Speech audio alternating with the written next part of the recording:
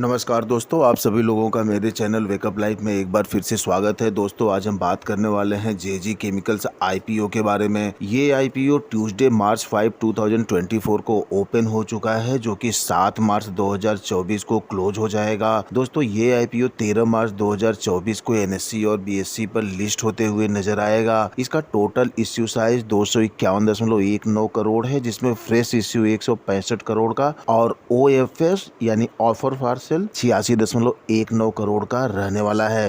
दोस्तों इसका जो प्राइस बैंड रखा गया है वो 210 से 221 रुपीज पर शेयर का है और लॉट साइज 67 शेयर्स का है। इसमें मिनिमम बिड अपर प्राइस बैंड के हिसाब से 14,807 रुपीज का करना होगा। इसके जो रजिस्ट्रार हैं वो केफिन टेक्नोलॉजीज लिमिटेड हैं। आईपीओ रिजर्वेशन की बात करते हैं तो एंकर इन्वेस्टर्स के लिए 30%, QIB के लिए 20%, HNI 15%, रिटेल 35%। पहले दिन सब्सक्रिप्शंस के ऊपर देखते हैं तो QIB का जहां पे 0.02 टाइम्स, HNI 3.01 टाइम्स और रिटेल 3.81 के हिसाब से टोटल 2.56 टाइम्स ये आईपीओ सब्सक्राइब हो चुका है। इस कंपनी के बारे में बात करें तो ये कंपनी 1975 में सबसे पहले फॉर्म हुई थी एक पार्टनरशिप के रूप में जेजी केमिकल के नाम से वेस्ट बंगाल में। इसके बाद 2001 में ये कंपनी इनकॉर्पोरेट हुई प्राइवेट लिमिटेड के रूप में, जो कि 2022 में पब्लिक लिमिटेड हो गई थी। दोस्तों इसके जो प्रमोटर हैं वो सुरेश झुनझुनवाला, अनिरुद्ध झुनझुनवाला और अनुज झुनझुनवाला है। ये कंपनी एक केमिकल सेक्टर के अंदर जो कि जिंक ऑक्साइड बनाती है और जिंक ऑक्साइड बनाने में ये लार्जेस्ट मैन्युफैक्चरर हैं। प्रोडक्शन और रेवेन्यू के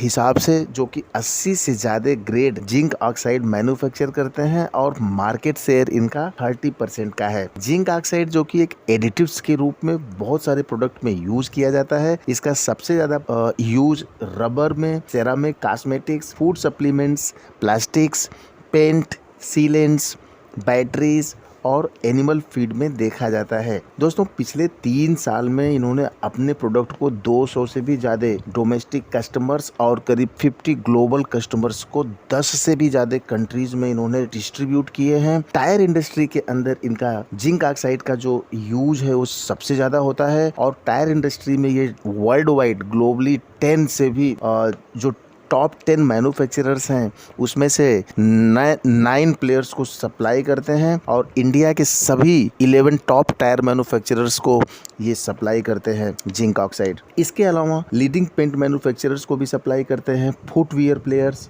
और कॉस्मेटिक्स प्लेयर्स को भी ये जिंक ऑक्साइड सप्लाई करते हैं। इनकी जो सब्सिडरी है बीडीजे ऑक्साइड्स, जो कि जिंक ऑक्साइड मैन्युफैक्चरिंग फैसिलिटी है इंडिया में, वो एकमात्र ऐसी फैसिलिटी है जो कि IATF सर्टिफाइड है। IATF certified basically international automotive task force, जो कि IATF 16949 सर्टिफिकेशन एक मैंडेटरी रिक्वायरमेंट होता है ऑटोमोटिव क्वालिटी मैनेजमेंट सिस्टम के लिए और ये टायर मैन्युफैक्चरर हमेशा IATF को प्रेफरेंस मिलता है। टोटल इसकी जो इंस्टॉल्ड कैपेसिटी है वो 77,040 मेट्रिक टन पर एनम की है। मैन्युफैक्चरिंग यूनिट्स इसकी वेस्ट बंगाल और आंध्र प्रदेश में है। इनका जो टोटल रेवेन्यू है वो रबर और टायर्स इंडस्ट्री से आता है, जिसमें 90.5% का रेवेन्यू बनता है। फार्मास्यूटिकल्स और केमिकल्स में 7.09% का, एग्रीकल्चर में 0.75% और इसके अलावा जो टोटल दूसरी इंडस्ट्रीज हैं सब मिलाकर के 1.66% का रेवेन्यू कंट्रीब्यूट करती हैं। इनके प्रोडक्ट का जो एप्लीकेशंस है वो रबर एंड टायर्स के अलावा ceramics, paints and coatings, pharmaceuticals, cosmetics, electronic and batteries, agrochemicals, fertilisers, speciality chemicals, lubricants, oil and gas और एनिमल फीड में है। दोस्तों ऑब्जेक्ट्स ऑफ द इश्यू देखते हैं कि ये कंपनी का ऑब्जेक्ट क्या था इस इश्यू को लाने का। तो बेसिकली इनकी जो सब्सिडरी है बीडीजे ऑक्साइड, ये उसमें करीब 91 करोड़ का इन्वेस्ट करने वाले हैं, जहां पे कि उस कंपनी के जो डेब्ट्स हैं उसका प्रीपेमेंट करना है या रीपेमेंट करने वाले हैं 25 करोड़। इसके अलावा इनकी जो सब्सिडरी है उसमें ये फंडिंग करने वाले थे कैपिटल एक्सपेंडिचर के लिए,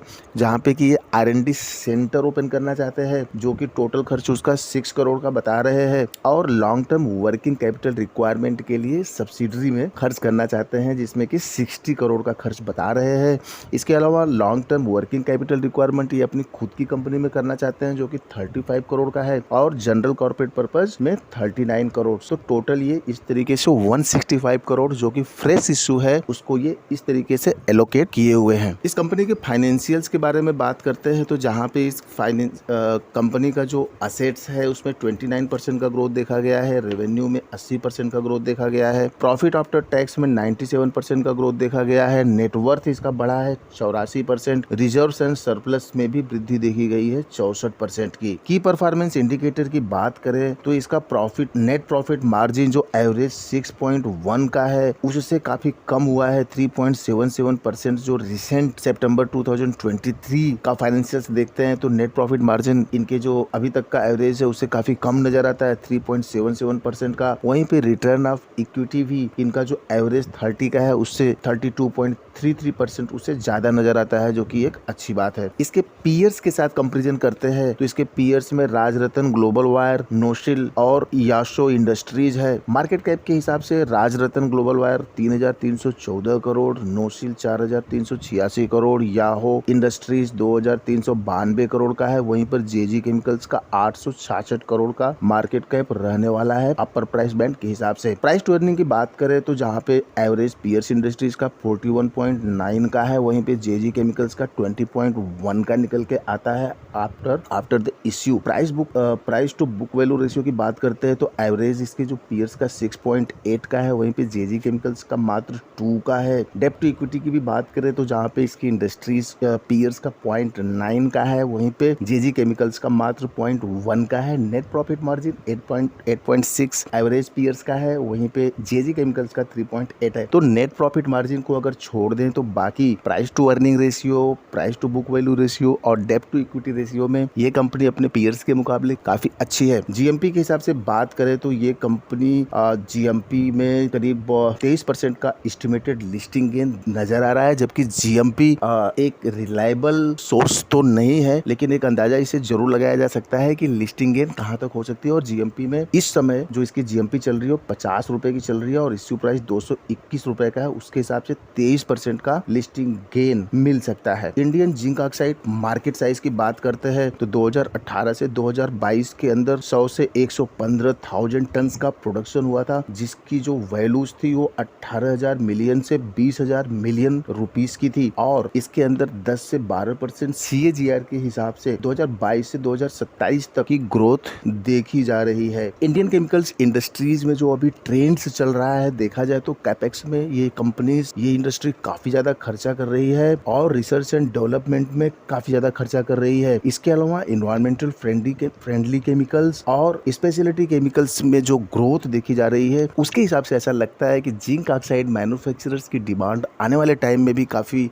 बढ़ने वाली है और इसका फ्यूचर काफी ब्राइट नजर आता है। दोस्तों वैसे आप क्या करने वाले हैं इस आईपीओ में जरूर कमेंट करके बताइएगा। हमारी तरफ से कोई ये रिकमेंडेशन आपको ये नहीं है कि आप इस आईपीओ में पैसे लगाएं या न लगाएं, आप अपने फाइनेंस एडवाइजर से एक बार जरूर सलाह ले लें। दोस्तों उम्मीद करता हूँ कि ये वीडियो आपको काफी पसंद आई होगी और हेल्पफुल भी रही होगी ये डिसीजन लेने में कि इस कंपनी का फंडामेंटल कैसा है, फाइनेंशियल कैसा है, वैल्यूएशन कैसा है, और आप इस आईपीओ में पैसे लगाएं या न लगाएं इसकी हमारी कोई रिकमेंडेशन नहीं है। आप प्लीज लाइक, कमेंट और शेयर जरूर कर दीजिए अगर ये वीडियो पसंद आई हो आपको। Thanks for watching.